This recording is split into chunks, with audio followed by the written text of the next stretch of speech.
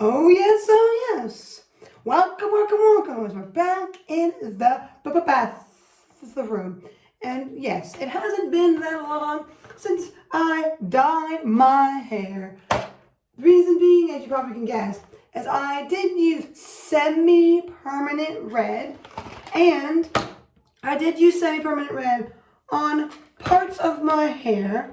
Don't know if you can see it, like here, that weren't really that dark to, or I mean light to begin with. So it's grown out, showing more than usual because it's kind of washed out too, even though it hasn't been that long of washes, because it can last like 14. Typically with semi-permanent, I don't have too much of a problem because I usually lighten it enough, like when I do pink. But today I'm going back to the, as you see, Austin saw, the permanent hair dye. And yes, I have two. This one is a Tangerine Twist. That's the name, and it says it's this. And as you know, this is my go-to hair brand, the Swatchcraft Live one. And this one is for the money piece part here. So granted, I don't know if I needed this light. So it's probably gonna look like that color right there, as it's pretty lit already. But at least it's going to tone it, do what it needs to do, and that. And this one is a Color Plus Lift Permanent. And then I went to one of my go-to reds. I do change it up, maybe go brighter and just see what happens. But this one is Intense Color, it says. Maybe because it's saying that because this is an unnatural and that one's actually more natural. So it does a different thing. So of course this is going to be most of my hair. And then the other one's going to be the other part of my hair, which is the money piece and all that awesomenesses. So what we're going to do, taking this off, don't want to get that dyed. So, and of course, I want to protect my nails and just protect my hands in general. I've always got to have the gloves. Yep, always got to have the gloves for hair dye. Sometimes for like very, very, very, very natural hair colors, you can get away with not wearing gloves. I think it pretty much washes off. But when you do more of these colors, I don't recommend doing this without gloves. Really and truly, you most of the time should just use gloves regardless. It's not good for your skin to be touching it too much, I would imagine. And I want my nails to still look nice. So there's a combination of things. I don't want to have red hands. And another reason I don't want... Oh, and another thing, to go back to the semi-permanent red. It almost dyed my sink permanently. Never had that happen with this before. Like these. I don't know how to clean. It's like... The semi-permanent has something in it that just goes on the surface of the sink and goes, but at least I had something to clean it off with. But yeah, so I'm going to comb my hair out of the way, get all those places nice and ding, ding, ding, ding, ding, ding, ding, ding, and we'll get this onto my hair and get nice and rejuvenated so I feeling good after last time doing the butterfly of a haircut, wolf haircut, whatever you want to call it, but now getting back to permanent hair dye.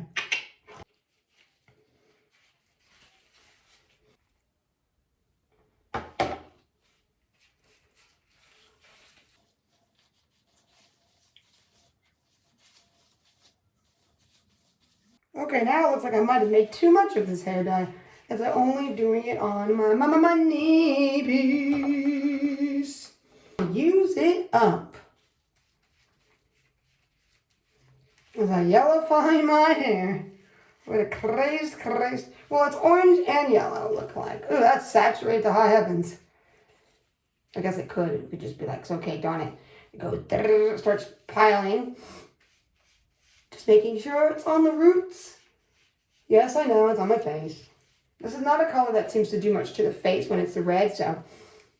Oh my gosh, this is that saturated. I can feel it through the gloves, how thick the hair dye is on there, which is probably a good thing because I really want to make sure it does its thing in new color. So yeah, the aftermath of my hands. So let this all sit and do its thing. And you can already see my roots are a lot less. So in about 20-ish minutes, I'll wash this out and we can see what it all looks like with this interesting color for the money piece and everything. Well, there we go with my hair. Looking nice, if I do say so myself. From yesterday, getting it all nice and rejuvenated. And I gotta say, from that, all that live hair dye, right? All permanent. So it even did the dark parts.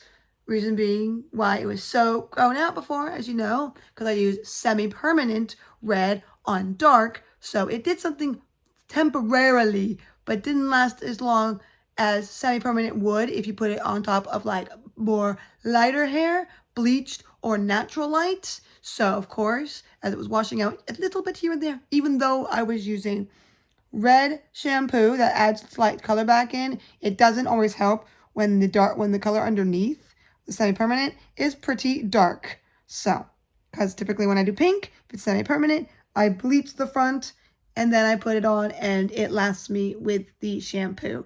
But with this, using the true red that I always use from them and trying the slightly lighter natural red, I think it kind of toned this and blended it in nicely, giving it a nice depth. Like it's not just hollow of one color, but it has a depth to it. So I think that's kind of why I like doing my money piece, and it kind of blends into it at times.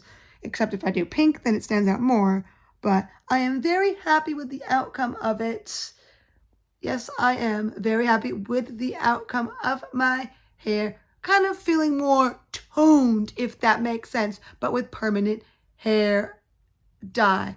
So with this and growing out a little faster because of the semi-permanent, I'm glad I now have it back to a nice state that I like for my hair. Now I can have it for a little longer, and when it starts growing out, it won't be, oh my gosh, unless I really let it grow out. So with all that and the nice little fixie-uppy, if there's anything, if you want to see, let me know.